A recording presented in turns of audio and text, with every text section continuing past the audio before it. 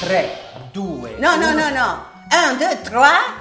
Le TG del turismo. Ma pourquoi? Perché pourquoi, turismo è in francese e quindi ci sta poi Moulin Rouge. E tu dove sei? Ma io invece sono alle Tre Cime di Lavaredo e poi vi spiego anche il perché più avanti. Vabbè, invece io vi spiego cosa succede al Museo Egizio di Torino, che compie 200 anni, cioè proprio un tempo egizio, perché è stato inaugurato nel 1824 e adesso è cambiato molto. Devo dire che a me piaceva molto com'era, così un po' old, un po'. Invece adesso è tutto moderno e addirittura adesso vengono aperte delle nuove sale, per esempio un giardino egizio, che è tutto da vedere, vorrò capire che cos'è, e una corte coperta accessibile. Insomma, il 20 ottobre ecco, ci sono le aperture di questa galleria della scrittura e una nuova sala immersiva. Tutte ste robe, ecco, che si possono vedere anche gratuitamente nel weekend e quindi approfittatene. Bella questa notizia Però mi storica, piace- e invece qua vabbè. io ho una notizia come dire che riguarda le nuove tecnologie. L'ho letta su Travel Non Stop, che è uno dei siti dove potete trovare il nostro TG del turismo. La spending module, un modulo per le spese, cioè sembra che chi gestisce le destinazioni turistiche in questo modo potrà vedere quali sono le spese principali dei visitatori, dei turisti, ad esempio cosa hanno speso per alloggio, cibo, trasporti, sanno tutto. poi con l'intelligenza artificiale Ancora peggio. si sintetizza tutto per fare delle proposte più razionali. Vabbè, sarà insomma, a me tutta questa tecnologia che poi ci carpisce i dati. È quello, è il futuro, Insomma, è quello che stai ho facendo. capito, però sono un po' perplesso. A questo proposito, l'Omar Radio, gli amici dell'Omar Radio sono andati a vedere una tecnologia che ti potrà piacere. Ah sì? Sai dove? Dove? A A Bagnacavallo. a Bagnocavallo, Lo che poi sapevo. detto così, no? Pensa che ha superato appunto anche queste alluvioni e adesso ce lo possiamo vedere. Patrizio, lo sappiamo la tua versione verso la tecnologia? E infatti? Vi portiamo in una vera tipografia artigiana. A lui serviva per fare i buchi Sì. e i blocchi, poi ci metteva il fil di ferro, li girava dietro, li apriva e poi dopo ci metteva la carta incollata con la farina e l'acqua che faceva mia nonna, perché questa era casa bottega. Questa era la nostra vita. E La faceva- proprietaria, la signora Claudia, ci spiega poi tutto il processo di riga stampa. per riga.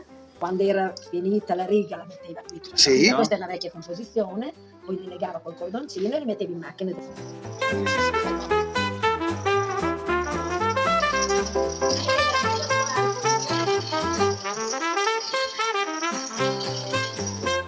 Questa era una macchina da stampa usata nella prima guerra mondiale, infatti era completamente smontabile e veniva rimontata sul campo di battaglia.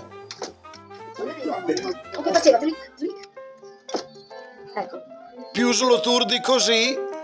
Ecco, allora non è un caso, però noi stiamo dedicando una sorta di rubrica alla Bassa Romagna, Sì. nel senso che ha subito 2 alluvioni. C'è anche il pregiudizio che lì tutto sia precario e quindi la gente non ci va più, No. e quindi è di E nuovo quindi, disponibile. viva la Romagna. Dai, e a proposito, c'è dalla pandemia, no, il numero dei nomadi digitale è aumentato del 131%. Sì. Quindi questa attività che è fatta appunto dalle persone che vanno a lavorare con il computer, eccetera, in posti piacevoli o comunque in posti fuori dalla propria città, ecco, è aumentato ed è sempre più interessante. Ci sono luoghi destinazioni come la Spagna o la Grecia, però a volte causano problemi con i residenti, perché poi appunto c'è questo overtourism, no? Quindi bisogna andare fuori momento, fuori stagione, no? Diciamo, e poi naturalmente magari fare un rural, sarebbe un rural, cioè, esatto, sarebbe appunto la ricerca di questi luoghi dove si può andare però in campagna, così riattivi i paesi delle campagne, e appunto però questi paesi si devono attrezzare, ecco, e quindi questi nomadi digitali possono riattivare un paese, come per esempio Rocca Malatina. Io lo farei a Rocca Malatina. Rocca Malatina, lo sapevo che arrivavi lì. Vabbè, d'accordo, andiamo avanti. Perché io sono sulle 3 cime di Lavaredo? È giusto, è vero, esatto. Perché purtroppo c'è una notizia. Hanno trovato una scritta: Tourist go home, cioè turisti andatevene a casa, sì, però incisa direttamente su un masso di Dolomia, sul versante meridionale appunto delle 3 cime di Lavaredo. Se ne è accorto Moreno Pesce, che è un alpinista, un atleta paralimpico, non è una bella notizia. Non è una bella notizia, né perché hanno rovinato... Ma certo, perché questo qui dice turisti andate a casa perché rovinate, e ha rovinato lui. Ma scusa, ma che testa? Ma perché? Ma scrivilo su un fogliettino, ecco, questo sì. Lascia un post-it, va bene, va bene. La testa della gente.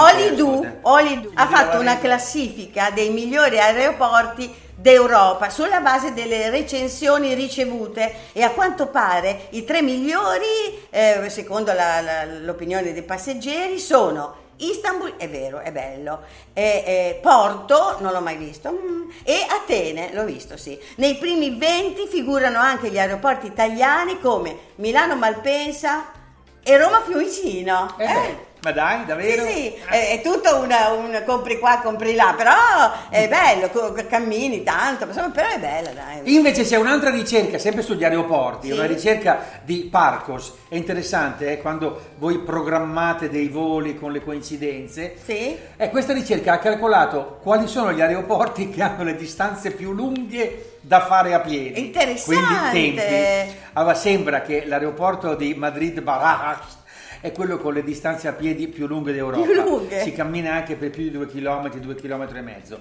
Roma Fiumicino, a proposito, è il primo in Italia, e rischi di camminare. Te l'ho detto, devi andare, è un centro commerciale, quindi invece vai. L'aeroporto più a portata di mano, dove sì, è tutto lì e cammini poco, solo 190 metri, è in Italia quello di Catania Fontana Rossa. Ci sono stata recentemente, e ho incontrato il viaggiatore seriale, il nostro viaggiatore seriale, quello che parte al venerdì sera dopo aver lavorato, prende l'aereo, va nei posti, non dorme in aereo, arriva, guarda tutto, fa anche un viaggio all'interno del luogo dove è, e poi torna alla domenica sera, perché alla mattina va a lavorare, anzi direttamente a lavorare al lunedì mattina.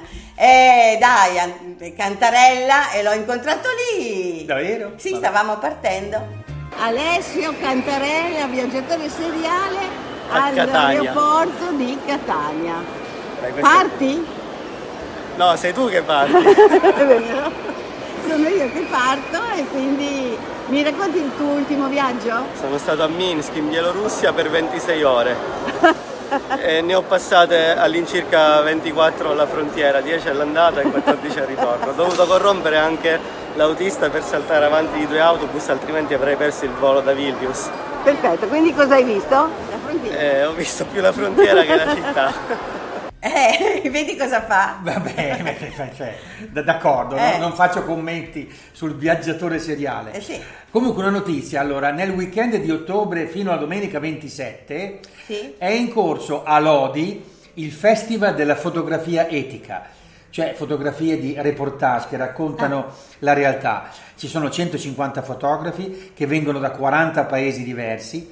Sì. Le mostre fotografiche sono una ventina, tutte in giro per la città, e c'è anche una rassegna del famoso World Press Photo, cioè il concorso di fotogiornalismo, sì, e fotografia più famoso del mondo. E niente, con questa... A Lodi? Sì, a Lodi. A Lodi. Aspetta, vanno già i titoli. Aspetta, No, però... aspetta un attimo, scusa. Aspetta un attimo, un appello. Anch'io aspetta un attimo. Ecco, vale sempre aspetta, pensionati non- per caso. Il nostro slogan, i pensionati Sì, sono quelli che viaggiano scriveteci, di mandateci più. informazioni, Sì, voi, ecco, voi siete il massimo, siete noi, Sì, e noi siamo noi voi. siamo voi. E poi Perché- prossimamente andrà in onda lo speciale sulle Ville Medice che stiamo Esatto. facendo, che stiamo ultimando, bellissimo, bellissimo, bellissimo. Sì, e lo va potete vedere. È finita? Dai, alla prossima. Finita. Ciao, facciamo in tempo a dire Perché ciao. io valgo.